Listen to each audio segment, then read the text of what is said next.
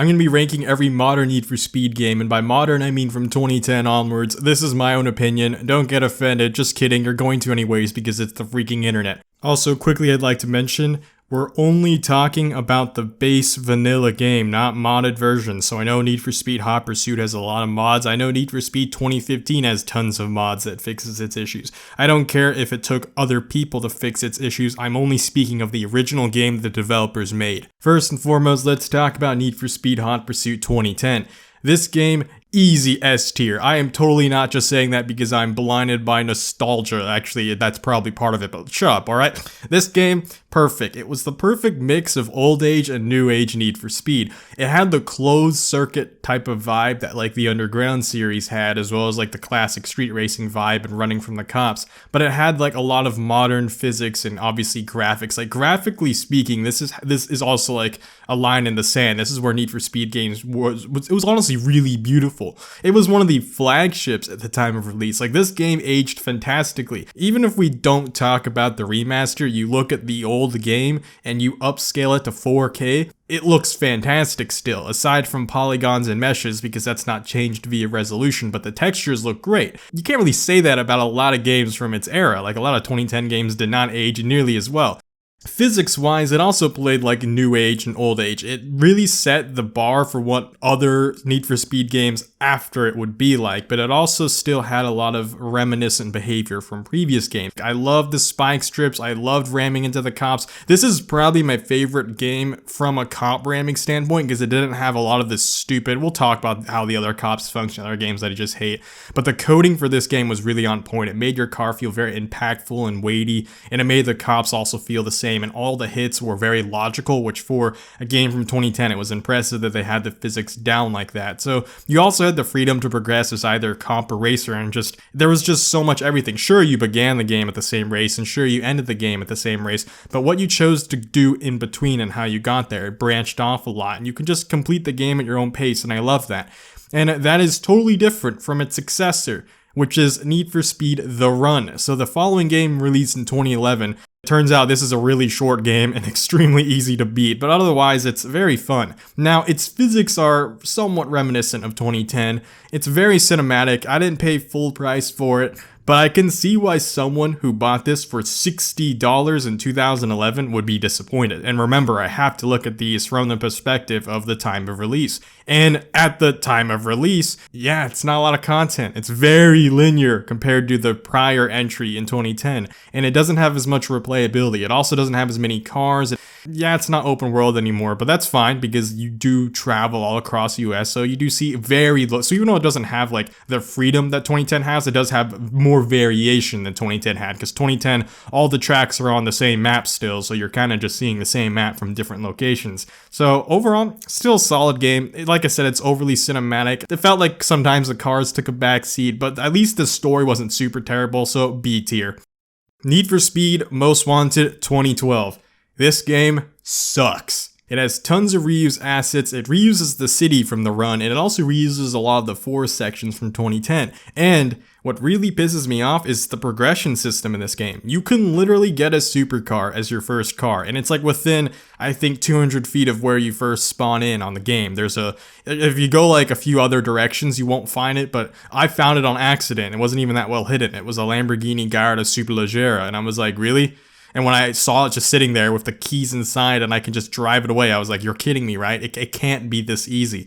Do I get like a cop chase? Do I have to run away? No, you just get the car, you unlock it. To my dismay, I learned that's how you unlock every other car except for I think 10 or so of the hypercars that were locked behind events. But those events were so brain dead easy that you could still just get them. And I don't know about you guys, but unlocking a car, that's like at least 30% of the fun for me in a video game. Like the other 40 or 50% even would be upgrading it, which this game also didn't really have much in that department. But getting the car should be a very rewarding feeling. You should be saving up for it, buying it, and then playing with your new toy and falling in love with it. But when you're just given cars this easily and this frequently with this many of them, it just completely ripped the soul out of it. Honestly, I don't even know why this game is called Most Wanted. It doesn't share anything similar to the first Most Wanted game. Aside from progression, let's talk about the gameplay.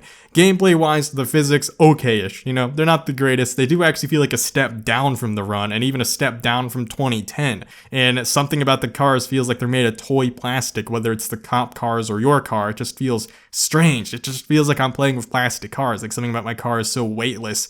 It's so hard to describe. You have to play it yourself, but it's strange. The graphics for it, not bad for 2012, but there's too much brightness, and one thing I hated is it's not a very epilepsy or light sensitive friendly game.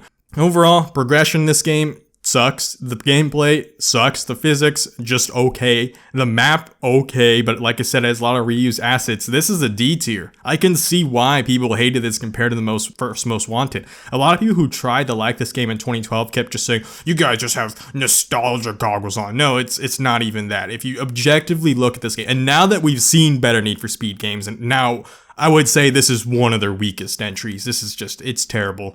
Moving on to the next game, I bet this is the game you thought I would crap on. I probably did actually upset like the 10 people who liked Need for Speed Most Wanted 2012, but I'm about to upset like several million people who really hated Need for Speed Rivals, because guess what? I loved it. I thought Rivals was basically a better version of Need for Speed Hot Pursuit 2010. Not just that, it has one of the best progression systems in any Need for Speed game, so much so that it's refeatured in Heat, but people in that game are praising Heat. Like, wow, Heat has this all or nothing progression. Wow, that's just so cool. It's so innovative, blah, blah, blah. Rivals did it first. How the heck are people completely, well, to be fair, it's a 7-year-old game, so there are people who probably played Heat and never even touched Rivals, but it is not unique to Heat. Rivals had this feature. I played Rivals in 2018 and obviously would go on to play Heat in 2019. And I have to say, this is the one game I unfortunately cannot rank from the time of release, whereas the other games I'm able to do that because I played them at the time of release. Rivals I did not. I played Rivals in 2018. In 2018, I did miss out on one of the biggest complaints about this game, which in my opinion is a very weak complaint, so I'm going to say it. It required you to always be online, and it shoved you in lobbies of other people, kind of like Grand Theft Auto did. And the reason it did it was probably because it was inspired by Grand Theft Auto, because Grand Theft Auto was also released in 2013, and it's multiplayer as well, where you're all just shoehorned into a lobby together. And yes, there were lots of griefers, yes, there were a lot of trolls, or even some hackers, and that made a lot of people's Rivals experience really sour. But I got to play the game single player because in 2018 the servers were just straight up dead. There weren't any people, so obviously you can't just buy a game and not be able to play it. So EA only makes you require an online to log in. That's it. You just log in. Once you're logged in, you don't join an online lobby. You can play it offline and you can play it by yourself. And playing this game by yourself just feels like a better version of 2010. It really does. It has more cars, it has more upgrades, the world is just a lot better. It does have some reused assets from the run, like I know the ice cliff section from the run is here, and then it has a few forested sections from Hot Pursuit 2010, but not as much as Most Wanted. So the map is bigger, like I said, it has upgrades, it has more cars, the progression system is just one of my best progression systems, and the weapons. People don't really talk about Need for Speed games for their weapons, but this game had my favorite weapons. They were totally unrealistic. Like Shockwave is literally like an Arms Warriors Thunderclap from World of Warcraft, but a freaking car doing it. And it makes zero sense from a reality standpoint, but it makes 10 billion% sense from a gameplay standpoint. It was insanely fun to just Shockwave police officers, and that was like one of the 8 weapons I think that was available. It also had defensive weapons too. This was the most thrilling Pursuit game for me. Like, if they ever make a Hot Pursuit remake, they should refeature some of these weapons and some of the comp AI. Because, like, this game, the comps are relentless, especially when you get higher and higher heat levels. So it makes sense why it had a lot of emphasis put on these weapons, on this defense and run. I also had, it just behaved very reminiscent of 2010. The drifting, there was some grip capability, not much. It was still kind of drift to turn. But what I really loved is that, like, the cops and your player, it didn't have the plastic feel that Most Wanted 2012 had. Replay this game as single player if you really hated it in the past. If you hated all those trolls and hackers, and because I get it, logging in to lobbies filled with like 12 people can be annoying because maybe you just wanted to progress on your own and they could actually ruin your heat level, or they could be, I think they could log in as a cop player and even straight up take out your heat level, and that's frustrating, especially if they're a hacker. But play it single player, replay it, revisit it as a single player game. This is an A tier. Need for Speed 2015, forgettable. People only defended it at the time because of, honestly, some kind of Stockholm syndrome. First off, story-wise, NFS 2015 tries to give you a story, quote-unquote. It's stupid. It's just wince-worthy. It's forgettable. I'd rather it not be there. But now we've talked about that, let's talk about the better things. This game, from a progression standpoint, it's okay. It's not the greatest. And from a scenery standpoint and graphic standpoint, so repetitive. It's always nighttime and it's always raining. It's just stupid. You just see the same exact city, the same exact lighting with the same exact weather. You know, take off your nostalgia goggles. This game aged worse than Need for Speed 2010 Hot Pursuit did from a graphical standpoint. It wasn't that great. And then from a car standpoint, the garage space was limited. That already kind of was really crappy. Grip builds are a total joke. Like, you put a car to grip, it basically just becomes an understeer. It looks like the physics engine for this game was still meant to drift. Honestly, if you disagree with what I say about this game, actually go back and replay this game after having played the games that come after it. And even the games that came before it, because like I said, y'all are hating on Rivals way too much. It was not worse in this game. Go replay Rivals as a single player game, and then replay this, and then replay Payback, replay Heat, and then you'll see 2015 is probably one of the weaker modern games. Not as bad as Most Wanted Remake, but this is a C tier. You only put up with this because of Stockholm Syndrome, because it kept you in a dungeon and tortured you, and it was the only Need for Speed game you would have for 2 whole years, because Need for Speed was recently going from a 1 year every cycle to a 2 years every cycle now, and people were stuck with this game for 2 years, which was really abnormal for a Need for Speed game. Now we're used to it, but back then it was abnormal.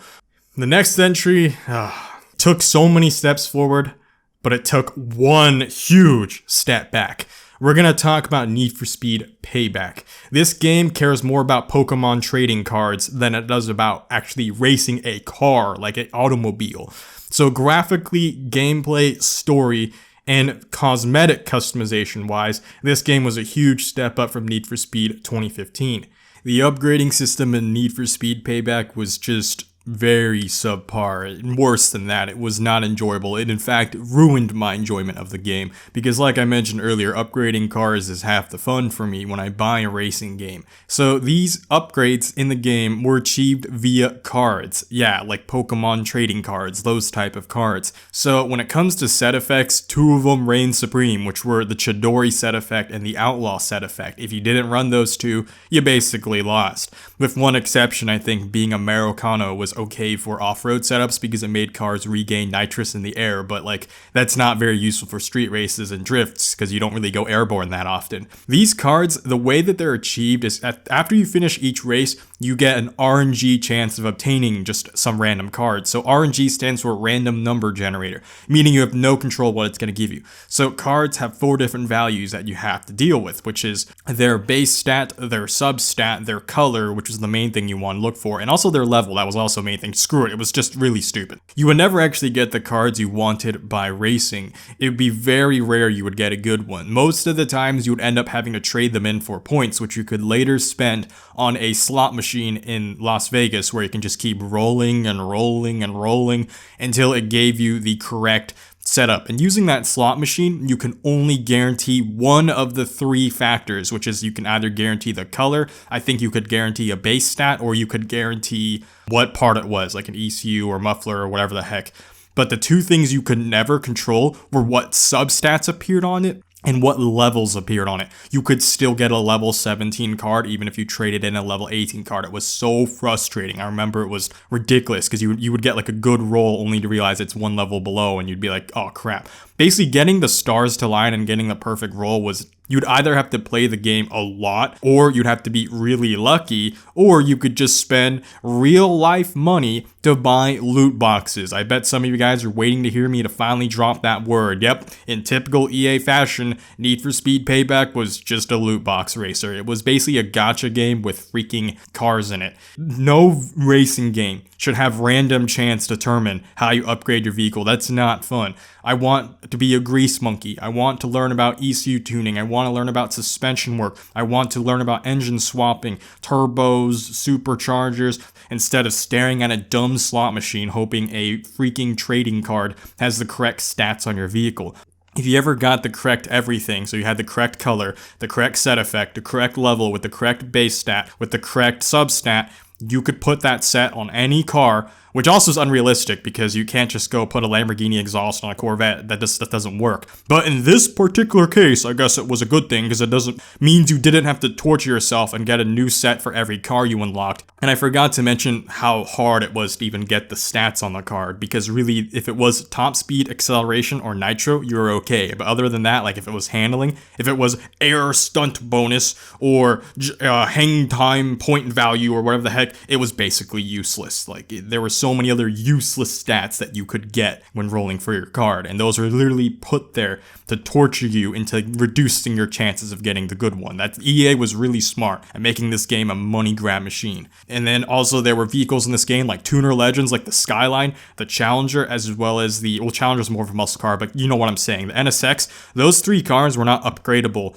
to their max stat. So they were just, they were behind the rest of the cars. They can only be upgraded to 300. And that was stupid. Yes, I know they fixed it like 6 months in with a patch, but I already quit the game by the time that happened. We're grading these at the time of release. It was stupid. And what really ticked me off is that you had duplicates of cars, because this game couldn't be effed to just code a Nissan Skyline and then make a toggle switch that changes it from drift to street. You would have to waste money to buy an entirely different Nissan Skyline. You had to buy one that is a street race build, and then you had to buy an entirely other one that's a drift build. Why? Why? In real life, you don't have to re-buy a whole Nissan Skyline unless you really want 2 of them. You could just convert your street build to a drift build. In fact, many race cars in real life, they have adjustable suspension and they can change their wheels and tires. So this is a game, while graphically it looked great, gameplay-wise, it actually played pretty good. I loved its physics. Story-wise, totally cheesy story, totally over the top, but totally fun. It was so cheesy that it was lovable. I actually really enjoyed the story. I love the cutscenes. I love how action-packed it was. Everything else in this game was a step up from 2015, and I think this is why people continue to love 2015 for 2 more years after, because Payback wasn't the replacement we were looking for, because you had to spend real life money to build cars. It breaks my heart, I have to say that, or you need to have a lot of time on your hand. Like I said, it took me 47 hours to grind a good set of Chidori. I don't even remember how long it took me to get my Outlaw set. I remember I had slightly better luck, so I want to say 30 hours. And finally, let's talk about the most recent of Need for Speed entries. And this one will really tone me back down, bring me back, and make me say, save the franchise. Where they were headed with Payback literally was the typical EA move of becoming a pay-to-win game, of shoving loot boxes into everything. But Heat is a love letter. First off, let's talk about this. So I played this game for 48 hours, got all the hypercars. I will mention one thing that's going to hold me back from giving it a properly good rating, and that's a personal thing, but other people were affected by it too. Within the first month of release for this game, a lot of the cloud data became corrupted. So tons of people, I think tens of thousands of people, lost their accounts. I was one of them. But fortunately, I got to beat the game once. I don't feel like replaying it, unfortunately, because I had to grind all the way back up, and that just demotivates me. But fortunately, because I beat the game once, I can at least talk about my experience with it. And the game rules, because it takes the all-or-nothing progression system that was introduced in Rivals, made it even more risky, made it even more rewarding, and it also separates it into a daytime system where you can just grind money and be safe. But if you want to actually level up your car, get better parts, you would have to be out there and risk yourself at night. And that was thrilling. It was filled with frustration. I loved it. Because never once did I feel like I lost at night because the game was being hard. I knew the risks I was taking. Like if I'm still driving out there at Heat 5, I'm like, look, I know what I'm doing. I want to level up to level 40 as fast as possible, even though I'm level 30. I could get 10 levels this night and I would get wrecked, lose all 10 of those levels, have nothing to show for it, and still be level 30 the coming morning. The reason the night section was so addictive to keep chasing is because upgrades are so worth it. I don't know if any other Need for Speed game lets you do it, but this is the one that lets you basically engine swap anything. Like every car in the game has multiple engine swaps available for them. Even some of the supercars and hypercars, which is really difficult considering for licensing issues, most of those cars aren't allowed to have swaps. But I don't know, they must have really thrown a lot of money at these guys to get the licensing for it. On top of that, cosmetically, same thing. The Ferrari LaFerrari, that's a hypercar. hypercar. But guess what? You can literally modify every single part of it cosmetically too, which again usually is limited by licensing. But for whatever reason, I guess all the money they made off of us on Payback, they finally decided to dump into licensing and getting the permission from most of these companies to let us turn their cars into rice monstrosities. Like the McLaren F1. I'm sorry, if you do that wide body kit, it looks so ricer, but I'm so happy that it lets people do that. Like, even though I don't like it personally, the fact that you get the freedom to do that means they really pulled out all the stops in this one. They got those licenses. They pursued the extra mile that no one asked for, because we were used from Midnight Club, Forza, the Crew 2, even the Crew 1, and other previous Need for Speed games. We're just kind of used to hypercars not being moddable. We're just like, yeah, you can't touch these. But the fact that this game did it without us asking, that just showed their commitment to us. And actually getting those upgrades, earning the money in daytime. The payouts in this game, very generous. A bit too generous in my opinion, because I remember you can grind for like I said, I only played 48 hours and I got every single hypercar. And I kind of feel like, that might be a little too easy, but at the same time, I would say that the only reason I'm saying it's too easy is because I enjoy this game so much. I just want an excuse to play it more. Like, straight up, if the progression was 25% lower, like all the payouts were lower, I would still be playing. I would play that 60 hours. Screw it. This was a fun game. Like, honestly, the only thing that holds me back from giving it an S tier is the fact that I lost all my player save data in the first month, and when they try to restore it, they failed. I'm still level 1. I don't care, I'm not replaying it, but I got what I wanted out of it. Graphically, this game was great. Oh, I forgot to talk about the physics. Boom. Grip builds are not a joke anymore. They completely fixed grip builds. You can properly apex with them for every car that you set the grip tires on. And you can turn an off-road truck into a low-slung drag truck. You can turn a low-slung exotic hypercar into a high-riding off-road hypercar. Because screw you, it's 2020. Your freaking supercar can identify as a rally car if it wants, and it's similar freedom to Forza Horizon 4. The map is nice, the races are nice, just the freedom and everything. This game, if it weren't for the fact that a lot of people lost their save date in the first month, because I'm going to grade this one based off of its initial release. Initial release-wise, this is an A-tier game. And going forward into the future, I can see it becoming an S tier. And it did set the bar really high. If we're ever going to get another Need for Speed game, it has a lot to live up to. This is the game that people will now measure it up against. Heat was just overall a good game. It fixed the upgrading. It gave us all these cosmetic mods. It made achieving cars very worth it. You didn't have to visit multiple dealerships like you did in Payback. Basically, every problem, every single modern Need for Speed game seemed to have one problem aside from 2010, but all the ones in between kept giving and taking something. This game just finally give. It didn't take anything. It didn't create a sacrifice. It fixed all the stupid sacrifices the prior entries did. And with that said, I hope you enjoyed this video. Those are just my personal opinions and personal rankings. Tell me if you agree or disagree with them in the comments below. Other than that, thank you guys for watching, and see y'all next time.